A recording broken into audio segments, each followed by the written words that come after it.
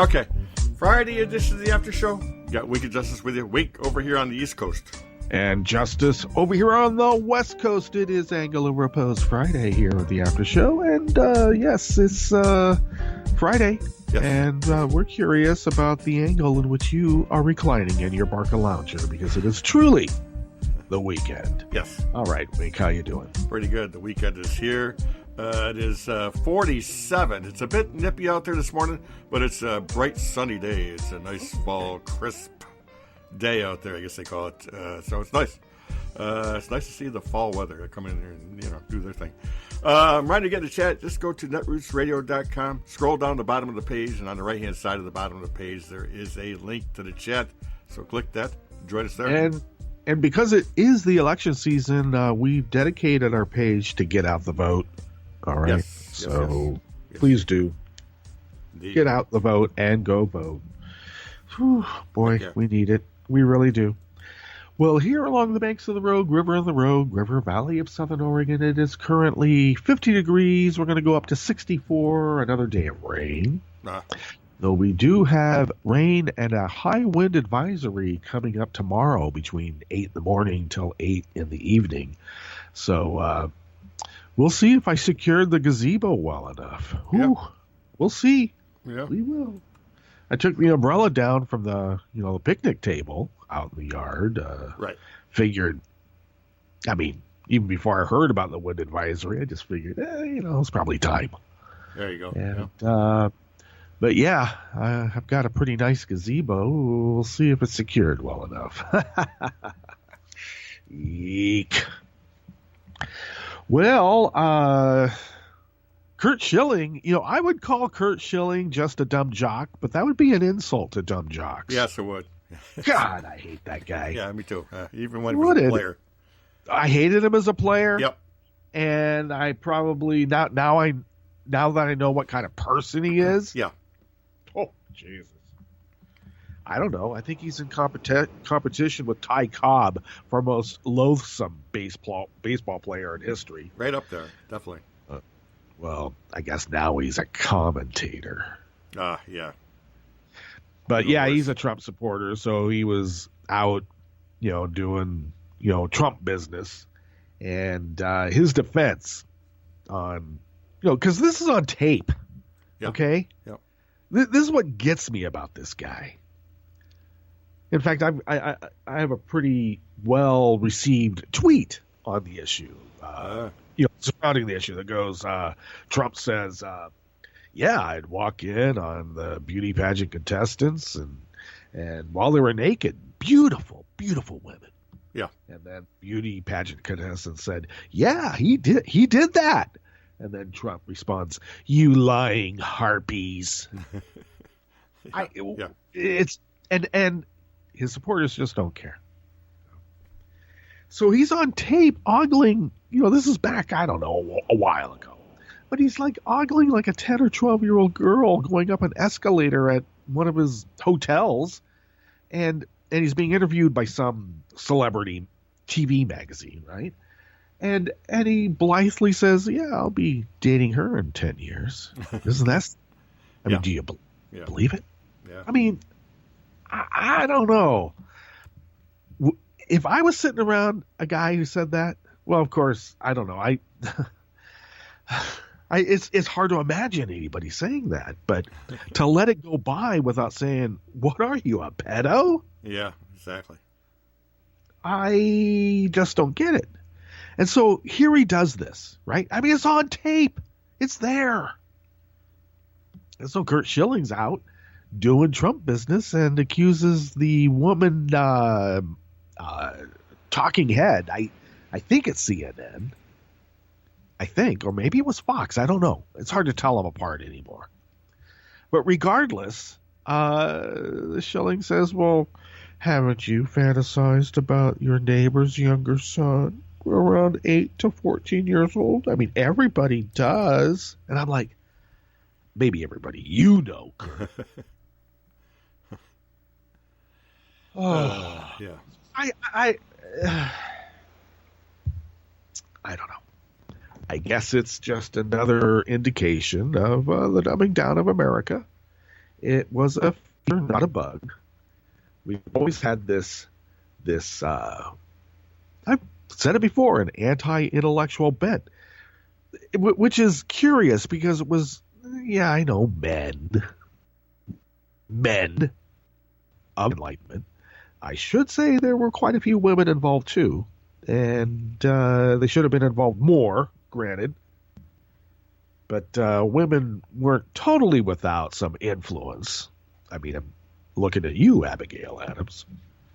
So, but they were of the Enlightenment. Dare I say, the elite. There you go. Yeah. And I suppose those who were opposed to those elites, we might have called them the British Loyalists.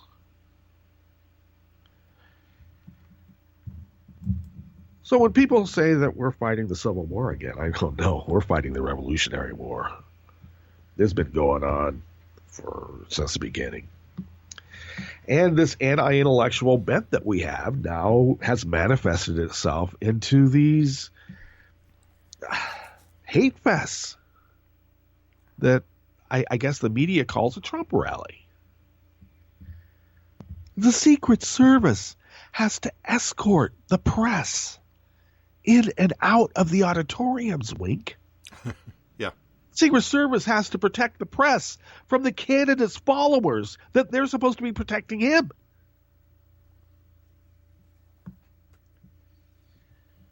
That's being an outsider. Wow. I guess. Okay. Sounds like we still have some maybe Skype issues or something. Every now and then I hear some degradation in our signal.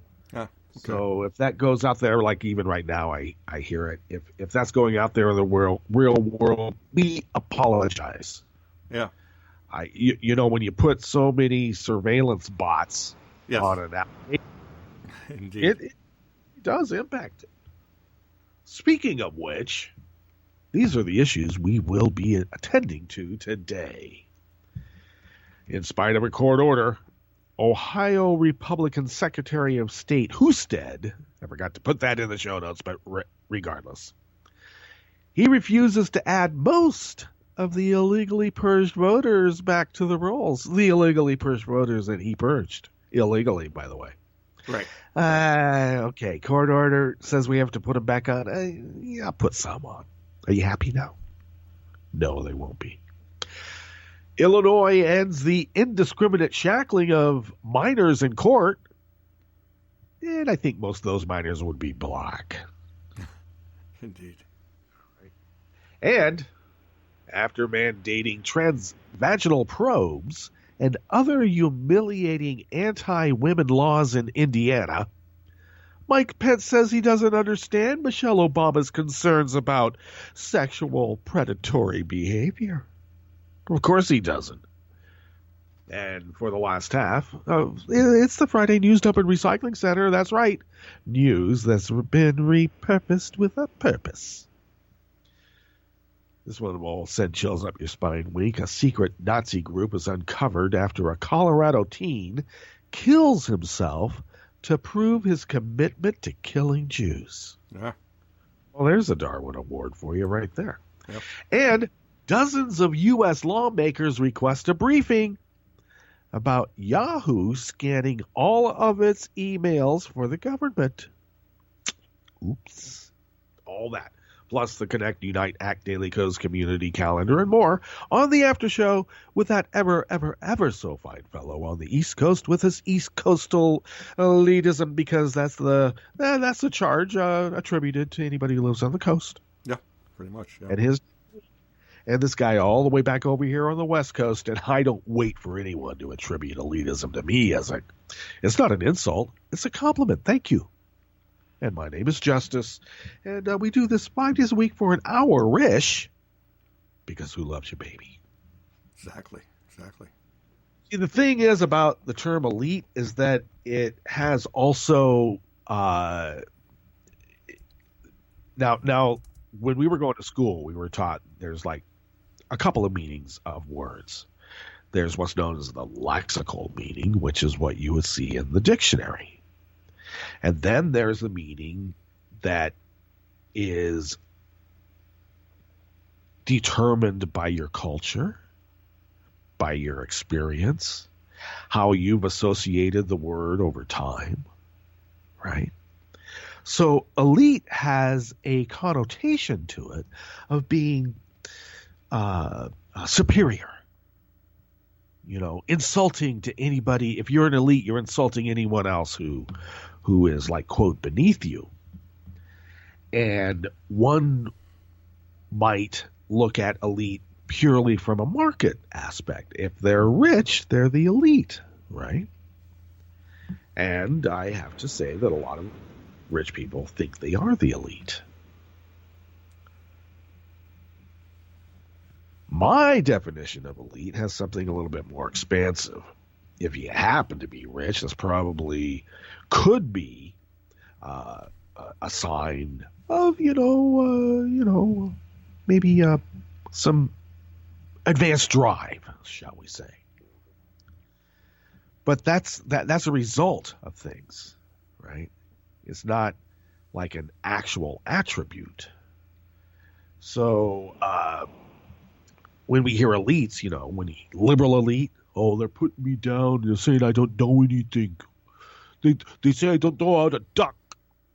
I know how to duck. Everybody I talk to understands everything I say. And everybody he talks to does understand everything that he says. It's sort of like when you're vaccinating the herd, right? Except this one's a little bit backwards. There's been a drive by a certain subset of elites who feel that we shouldn't raise all boats. We should make sure we float higher than everybody else. Woohoo! And, cut back on education. No civics classes. Right. I'm sorry. I'm way old school on that one.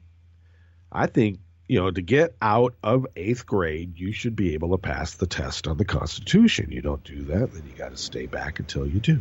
Yeah, good idea. Sorry. And that's not poet, philosopher, king stuff. That's how it was in the school districts I was in. Yep. But, oh well.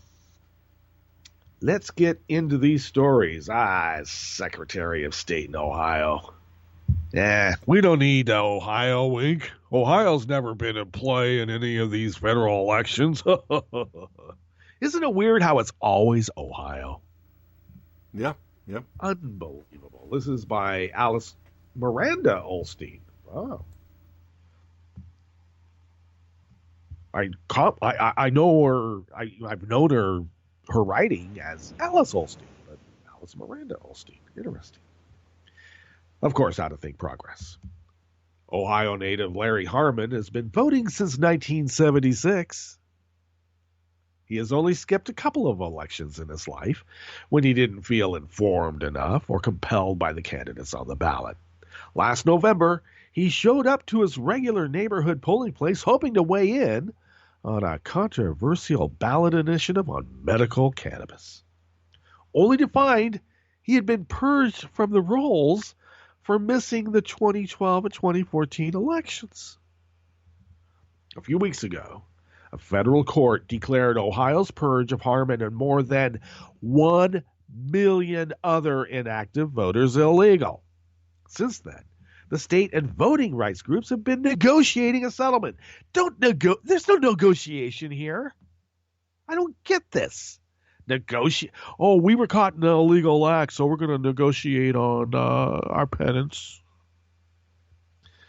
5 Hail Marys and 2 acts of contrition will be enough. Thank you very much. Now get out of here and try to vote next time if you can.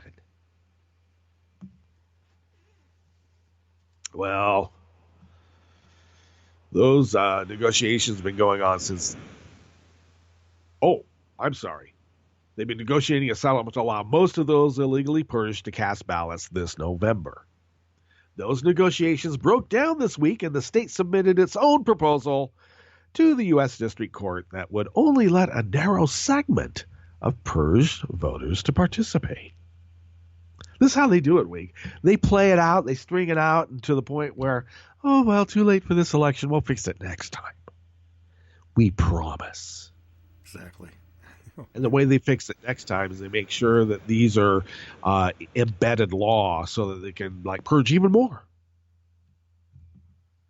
If we could just get rid of these opposition votes, we'd really have something here, Week. I'm talking as a Husted Republican. Oh, yeah, exactly. Yep. The state's plan, which they called a reasonable compromise. Do you know very many, a gangbanger fencing operation? And they're fencing stuff that they've been stealing. And, they happen to be, I use the term gangbanger. Well, of course, words have a lexical meaning. And then they have the meaning of, determined by your emotions. So, of course, they're going to be black or brown. Now, can you imagine them negotiating a settlement we'll give you some of the property back? Maybe. Yeah, this is our proposal. You get 3 bicycles and the adding machine. And the cops are, everybody's saying, well, no, you stole a whole warehouse of stuff. Well, this is reasonable. It's a reasonable compromise. Yeah. I don't think it would fly. Well, their reasonable compromise would exclude anyone illegally purged before 2015. Anyone who needs to vote by mail, and anyone who was moved since they last registered to vote. Only those purged last year who have the same address they had in 2011 and could vote in person would qualify. Because lower income people move more frequently and because people with disabilities rely on vote by mail when they can't make it to the polls, the voting rights group that challenge the purge say the state's proposed fix is inadequate. I guess if you don't want the medical cannabis thing to pass, make damn sure people who are sick can't vote. Over the last 5 years, under Republican Secretary of State John Husted, Ohio has purged nearly 2 million voters from its rolls. I'm going to jump ahead here. And yes, 90% of them are Democrats. Oh, yeah. Yeah. An investigation by Reuters earlier this year found that low-income black Democratic voters were disproportionately purged. The study found that in Ohio's major cities, including Cleveland, Columbus, and Cincinnati, voters have been removed from the rolls in Democratic-leaning neighborhoods at almost twice the rate as in Republican neighborhoods. Okay, well, Counsel Stuart Neffe, who represented the purged voters in the case, told Think Progress that they are now hurrying to submit their own, more inclusive plan to the court. Well, I hate to say this, but part of the way of playing chess is that you have your responses kind of already made. You figured out what they're going to do in various fashions, and you have the mitigating papers already written up. I think that's how it works. I don't know. That's how I would do it. Pretty much, yeah. Coming up with it, I think should already have it. Of course, on the other hand, when people are working on good faith and the rule of law, when something is deemed illegal, you don't think they're going to have a reasonable compromise to give you back a couple of bicycles and the adding machine, instead of the whole warehouse full of purloined goods that were lifted out in the middle of the night.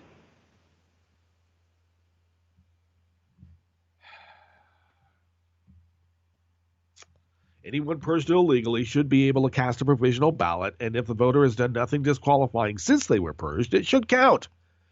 We are asking for people to be treated as if they had never been purged because they never should have been purged in the first place, she said. Nefe noted that hundreds of thousands of Ohioans have voted by mail in recent elections, meaning the state's limited plan would leave out a huge swath of the electorate. The state argued in their motion, however, that they did not need to offer illegally purged voters any remedy at all. They wrote that compelling reasons and legal authority only require them to offer a different process going forward.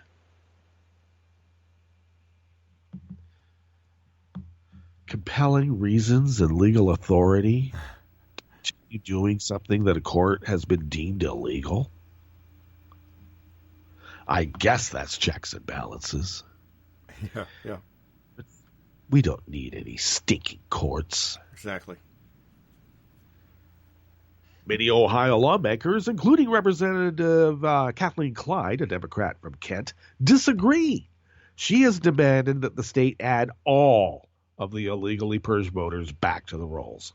It is imperative that Secretary of State Husted stop making excuses, do the legal and right thing, and give back 1.2 million Ohioans their constitutional rights to vote, she said.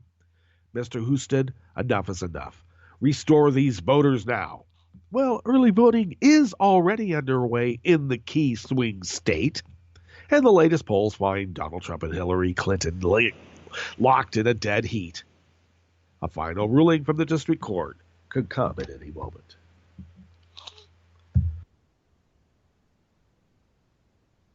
Well, that's how it goes.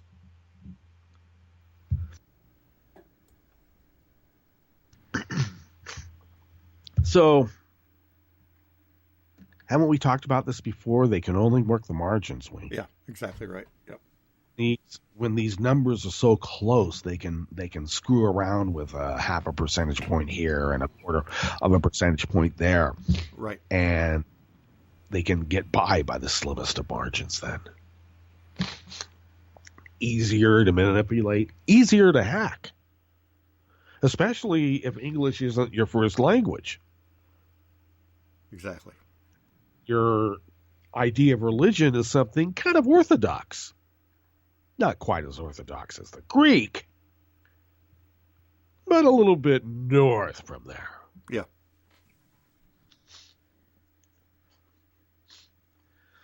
Much easier to hack than Ohio. It's always Ohio. I mean, we Florida, obviously, but Ohio is the one that we need to always keep our eyes on. Crazy. Well, it ain't just Ohio. Because I gotta say, Illinois has some Democrats there, don't they? Hell yeah. Yeah. Okay, this story is by Jeremiah Towns, out of Think Progress as well. On November 1st, Illinois will become the latest state to reform its juvenile shackling policy. Instead of shackling young people at random, judges will soon decide when minors need to be restrained in the courts on a case-by-case basis. Well, actually, to be honest with you, isn't shackling a bit prejudicial? Now, I suppose there's no jurors involved when they're coming in, when they first get arrested, and they got to go before a judge, yada, yada, yada. But if a juror can be swayed, wouldn't a judge also? In my jail reform policy, I would make everybody going before a court have to wear a sports coat and a tie. Be done with the shackles. You got, what, 6 bailiffs? I mean, yeah. a couple of burly guys. Oh, yeah. Plus, you got 2 bringing them in. Yep.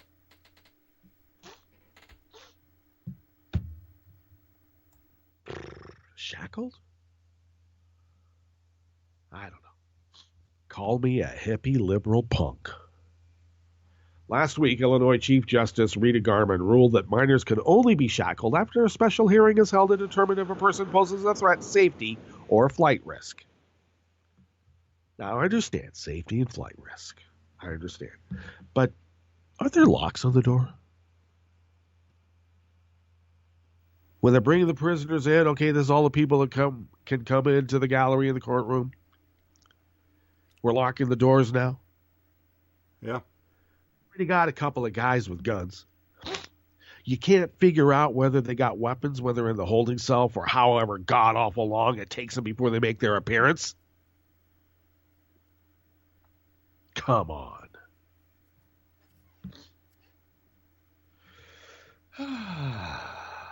A judge ultimately has to make the determination, not prosecutors, officers, or other court personnel. In the past, shackling included the use of handcuffs, leg shackles, leg irons, belly belts, belly chains, and other restraints and devices used to restrict a minor's free movement.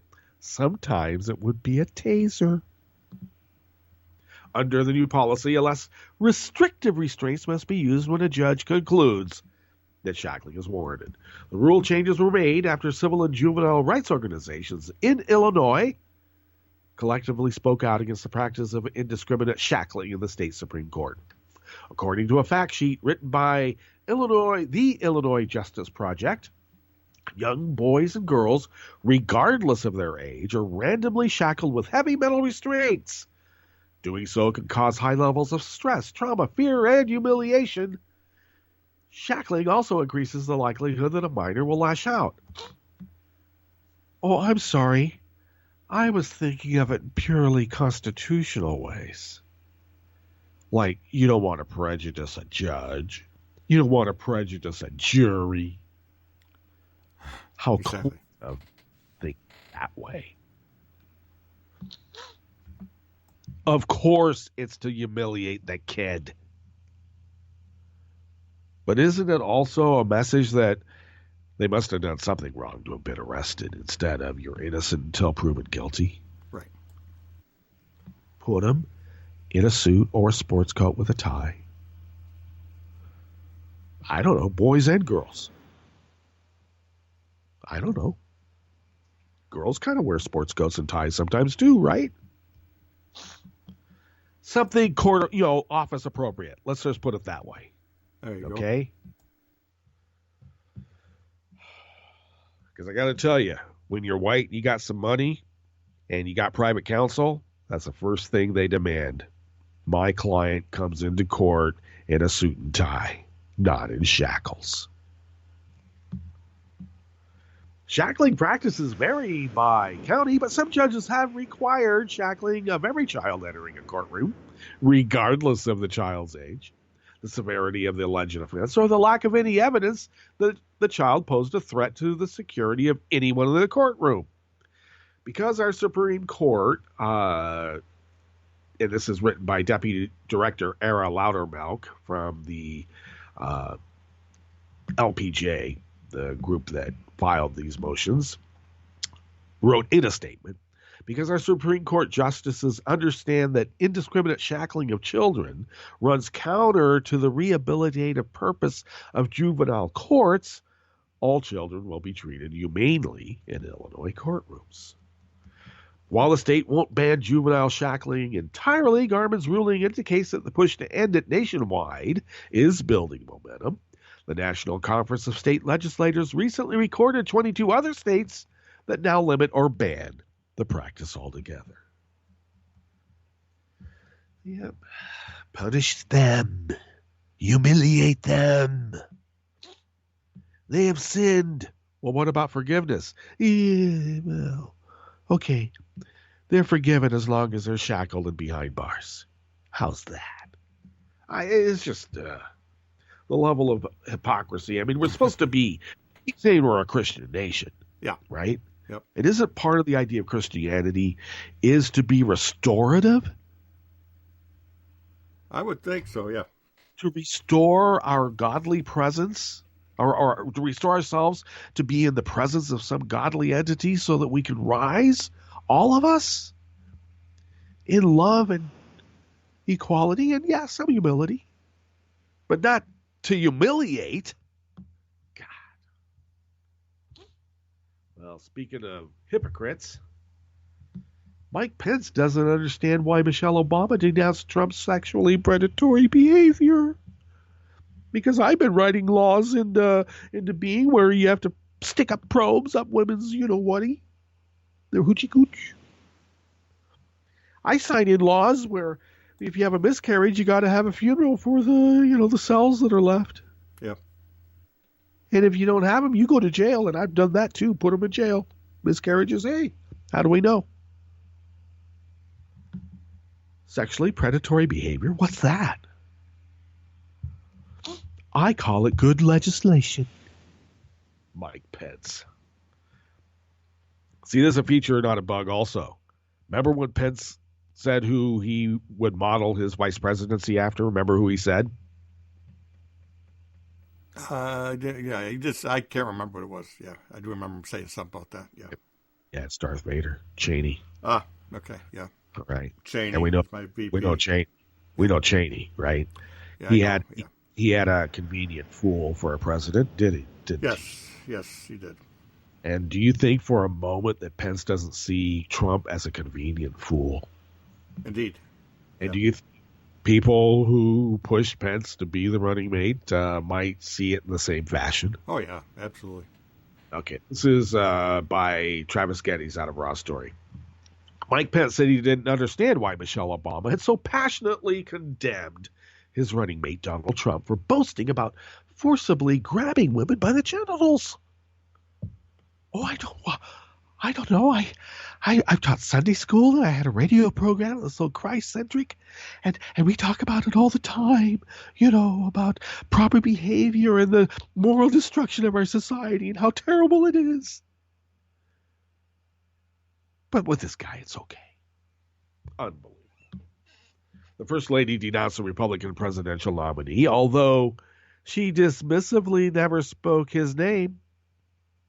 I think that's called shade. Yes, it is. For, quote, speaking freely and openly about sexually predatory behavior, end quote, which she said had shaken her to the core. And that was Michelle saying that.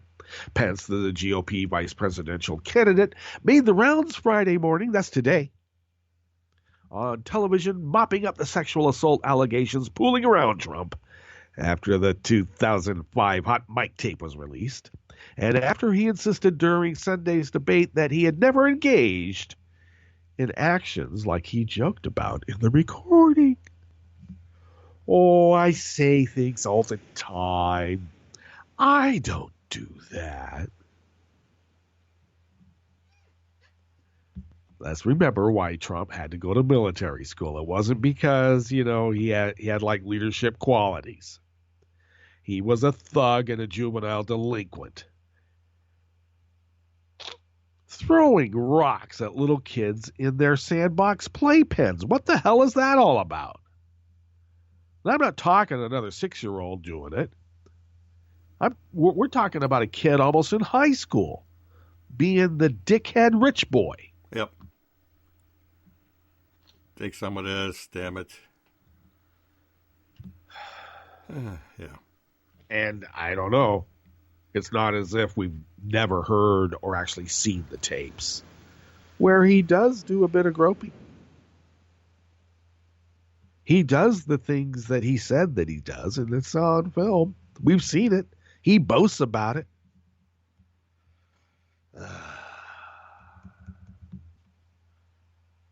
Look, I have a lot of respect for the First Lady, Pence told CBS this morning, but I don't understand the basis of her claim. Co-host Nora O'Donnell asked Pence whether he believed Trump's language was sexually predatory when he bragged about getting away with grabbing women by the P word, whether or not he had their consent because he was rich and famous.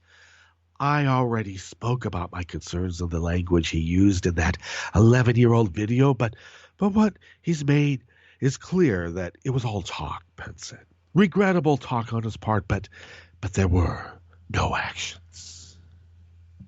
Pence agreed with Trump that the New York Times and other news organizations were irresponsibly reporting the claims of women who have come forward to say the real estate developer and former reality TV star had victimized them in years past. And yet, We have a Seaman Spect Star report that doesn't show that Bill Clinton raped anybody. And if you don't know who Kenneth Starr was, he was a Joubert. He did not give up. He brought people's lives down. Yep. Who were only, like 3 or 4 times removed from things, right? People. And he brought them down and destroyed their lives so that he could find a consensual sex act between 2 adults. And the women that were trotted out before the debate the other night were found in the Ken Starr Joubert report to have no merit in their allegations. Right. Just saying. He spent millions. But those women making those allegations, yeah. But Trump bragging about stuff and women saying, yeah, he did that. And now that's like beyond the pale. It's crooked. It's criminal. Project much. Donald Trump and Pence.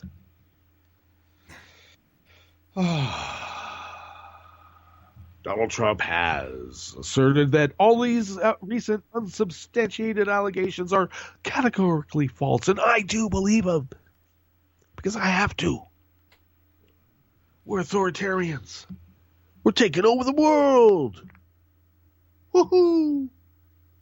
Pence told CBS News the Trump campaign would present evidence that calls into question these allegations.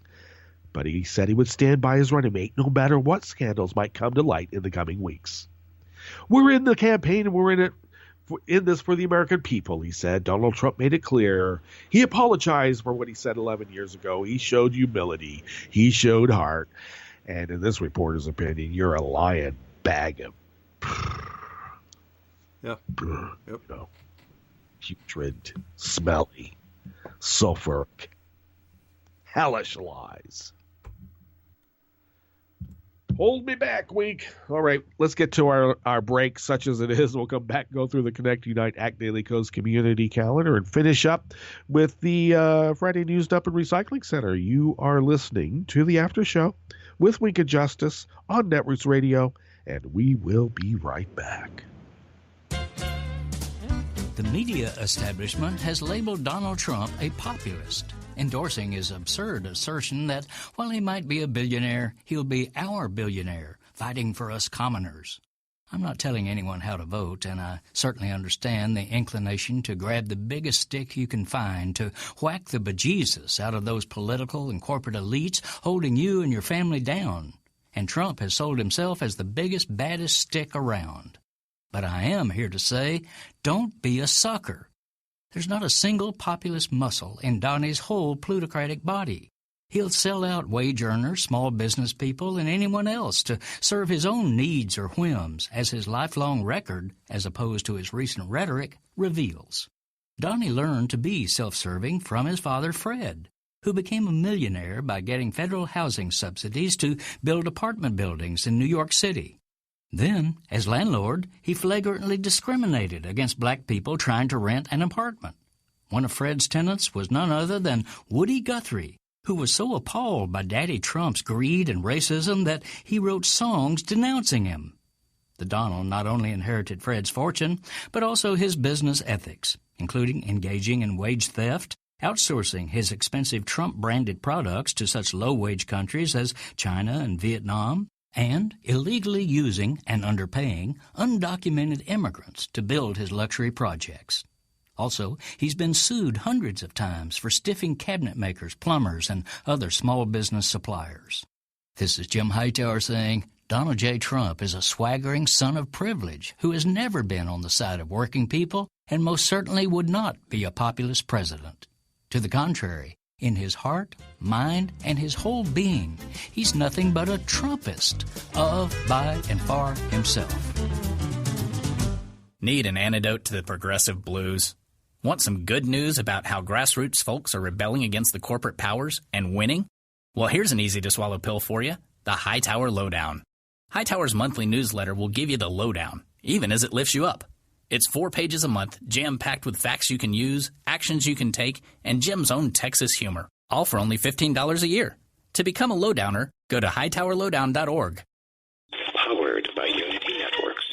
You are listening to netrootsradio.com. Please hang up and try again.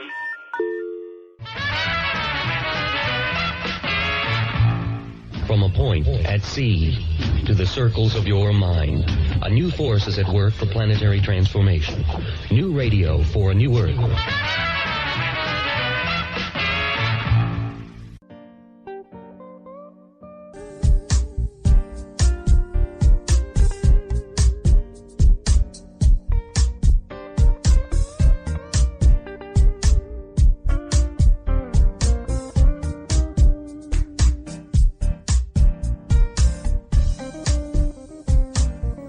Okay, we're back.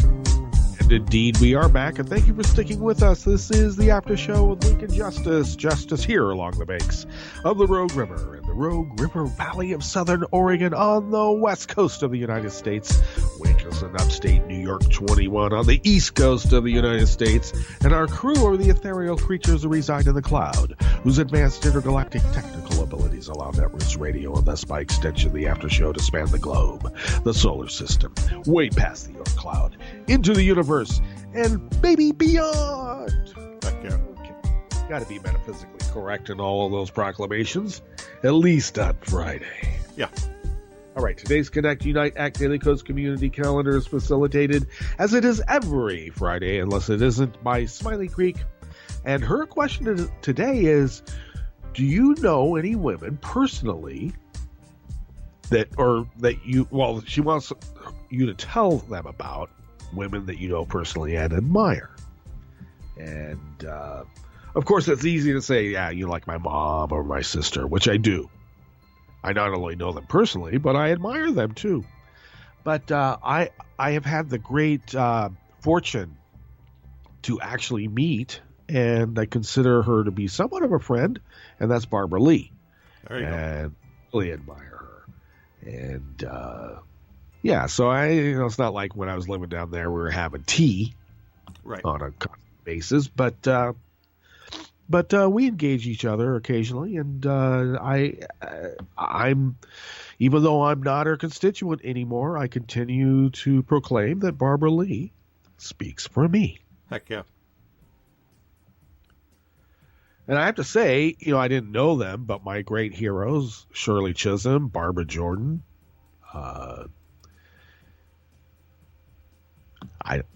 those were great heroes when I was growing up. So, and then later on, Governor Richards of Texas, I kind of liked her. Molly Ivins. Yeah. Oh, hell yeah. Yep, those Texas ladies. Yeah. No, I actually thought that Thelma and Louise was like loosely taken from Richards and Ivins. Yeah, it could have been, yeah. I could see him. I could see him Yep. traversing across the Southwest in a convertible. Telling it like it is. Heck yeah. Okay, so we actually have a couple more events here. And let me get down here. The New England Cossacks say it's that time of year again. The Christmas fall is in the air, and we are due for a meetup. And they're going to do that on the 22nd of this month, so that's coming up. They will be meeting in Kittery, Maine, at the Farm Bar and Grill. And that's the same site they did their midwinter meetup in January. There are links to the Farm Bar Grill website, and it was chosen to give our southern New England friends a venue that is a little closer to home. They're going to start at noon and probably go till about 2 or 3 p.m. So Cosmail, NHawks 42 to have a seat reserved for you. Appropriate links are at the diary. Monday, October 24th from 12 to 6 p.m. in Asheville, North Carolina. The Pico's Asheville Cossacks will be meeting up at White Duck Taco, 12 Biltmore Avenue in Asheville. Randall has been the lead person, but go to the diary to click to add your name at the site. And this is to get ready for early voting and to support Reverend Barber in his efforts for such. And the San Francisco Cossacks Holiday Party will be occurring on November 19th at 1 p.m. in the Wine Country in the town of Windsor at a private residence. And you'll get the address when you RSVP. And so you'll need to send Navajo a Cosmail to do that. And also state your potluck item. Okay. And they need non-alcoholic beverages, appetizers, side dishes, plus vegetarian versions, salads, and bread, ice, and large ice chests, too. All right. If you need to carpool, tell Navajo about that as well. And, okay, so that is your Connect, Unite, Act Daily Coast community calendar for the 14th of October as we march to the end of the year. Heck yeah. Oh, my God. By the end of the year, things are going to be decidedly different, huh? Yeah. Oh, yeah. One way or the other. Yeah. Yep. Let's not think that we could just trounce this guy. We have to really work to trounce this guy. Damn it. Yeah, plus the down ballot, of course, really important too. So it's important. Okay, this story is by David Ferguson out of Raw Story. Suicide of a Boulder, Colorado teenager has led to the exposure of a network of neo-Nazi teens who chatted on Facebook about killing black people and Jews. The Boulder Daily Camera reported yesterday that at least 5 high schoolers have been expelled from classes over their racist Facebook group. Remember when you hear all these stories? Now, I don't want to diss on all young people, okay? But you can't just like make a blanket statement and say, "Oh, millennials are young people." None of them are racist. Yeah, well, and I would sometimes post pictures of school kids having rocks thrown at them because they were desegregating schools back in the early to mid '60s. Oh yeah, yep. They go, "Well, all those people are dead. There's nobody like that anymore." Really? Really? Then why do we have like these teenage young Republican neo-Nazi groups on campus? Huh? Yeah. Ooh. Let's see. So they reported at least 5 schoolers have been expelled from classes over the racist Facebook group, Fourth Reich's official group chat. Fourth Reich. The group's existence came to light after its ringleader killed himself on September 21st to show his allegiance to the Nazi Party and the killing of Jewish people, said a police report. The unnamed teen, who went by the online handle The Fuhrer, was a student at the Boulder Preparatory Charter School. There you go.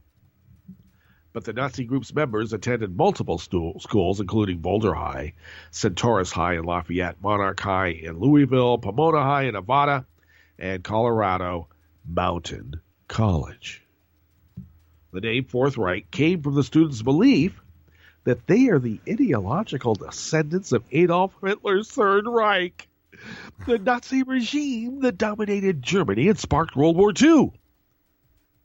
Really? That happened? No. Members regularly talked about executing the Enners and Jews, invoked Hitler's final solution, which is the ethnic cleansing of Jews from Europe, and cheered on the white power movement. They also encouraged each other to recruit other students to the group so that they might complete their mission. God, I hate Nazis.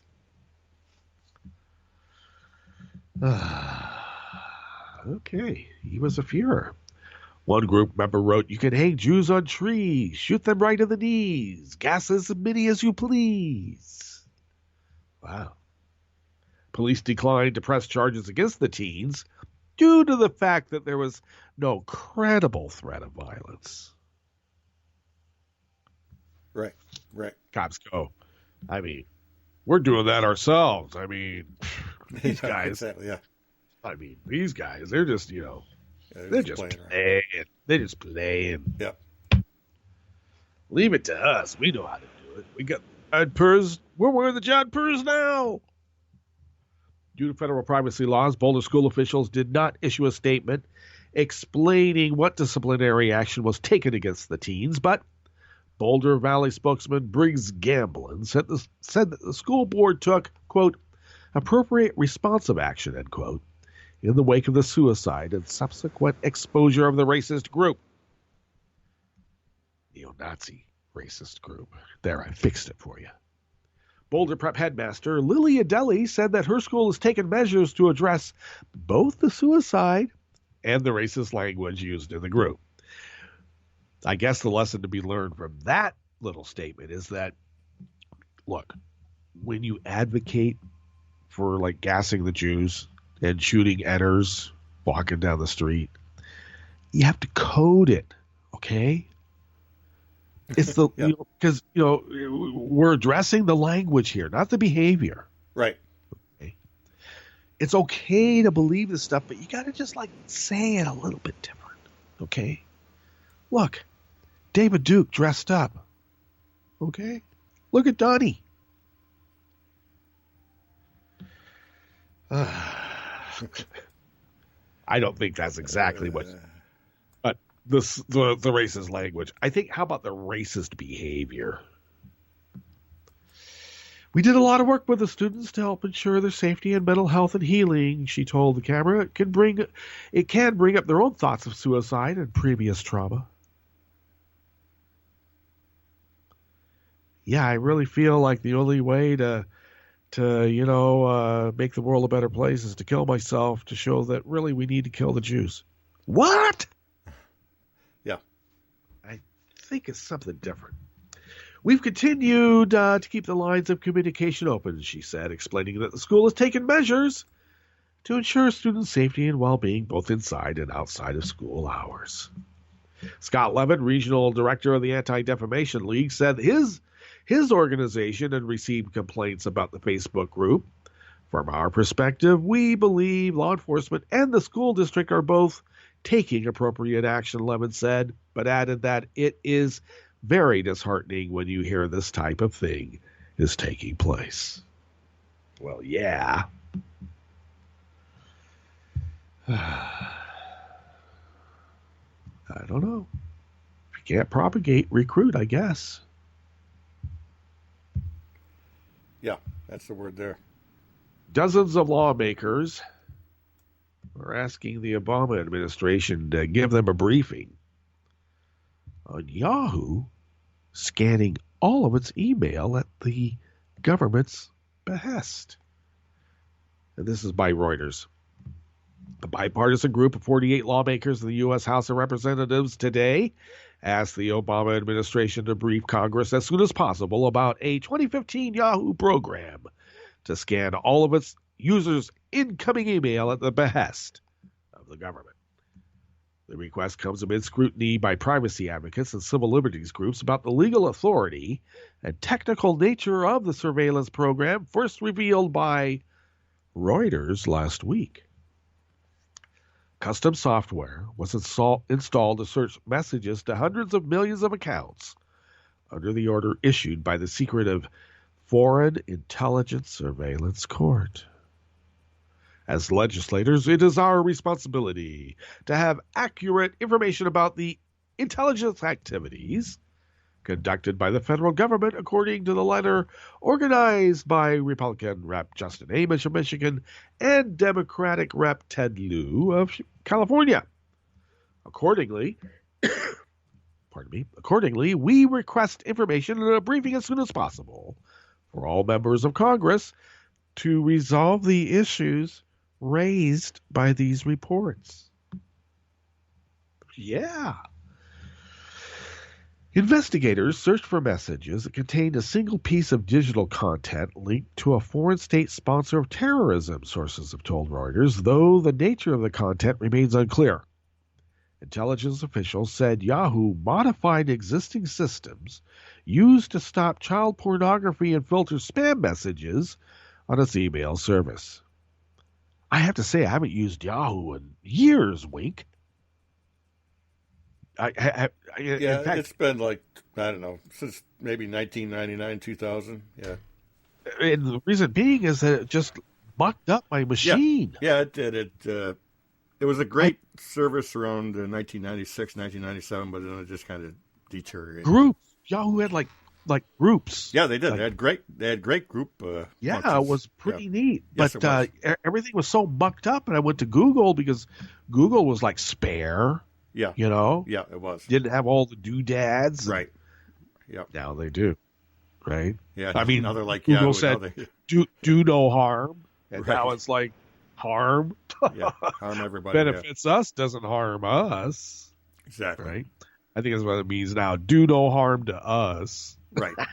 Right. So I don't know. And if I accidentally get to Yahoo, I have to go back into my machine and stop stuff from working. I mean, it's crazy. Yeah, Yahoo is now we know. Right. At least when Google does it, it doesn't muck up the machine. I think they have a better surveillance bot. That's what I think. Skype's got to fix their, if you're going to surveil us, just make something that doesn't like cause all these like glitches and delays. And come on. Yeah, a little bit cleaner operation. God, just makes it so hard. Okay. So 3 former Yahoo employees told Reuters the court-ordered search was done by a module buried deep near the core of the company's email server operation system, far below where mail sorting was handled. The Senate and House Intelligence Committees were given a copy of the order when it was issued last year, sources said, but other members of Congress have expressed concern at the scope of the email scanning. Some legal experts have questioned the breadth of the court order and whether it runs afoul of the U.S. Constitution's Fourth Amendment protections against unreasonable searches. Well, yeah. Do you think? Half of registered U.S. voters believe the Yahoo program violated the privacy of customers, according to a poll of 1,989 people conducted last week by Morning Consult, a polling and media company. 25% were supportive of the program because of its potential to stop criminal acts like creepy clowns. I added that. While another quarter did not know or had any opinion. The congressional letter is addressed to Attorney General Loretta Lynch and Director of National Intelligence James Clapper. Yeah. They go, we're shocked that there would be any kind of spying done on emails. Shocked. Yeah. Okay. Well, let me leave you with this. And Trump's paranoid rant about, all these, groping allegations. He thinks Mexican billionaire Carlos Slim is behind it. There you go. Because, Carlos Slim, I guess, donated a couple $100 to the Clinton Foundation. Okay. Yeah. But we can't see Trump's taxes to see how many billions of dollars he's on the hook for with, Russian oligarchs. Oh, yeah. I just think that's kind of funny. Carlos Slim. Let's blame it on Carlos Slim. Hey, it's the weekend, Wink. Yes. We're there. All right, we better plug out of here. And we'll just leave you with this because we got some great content coming up throughout the weekend. Live show on Saturday, so tune in for that. That's the Roundtable Roundhouse Power Hour. Yes. A live 1-hour talk show with Wink and Roaring Girl.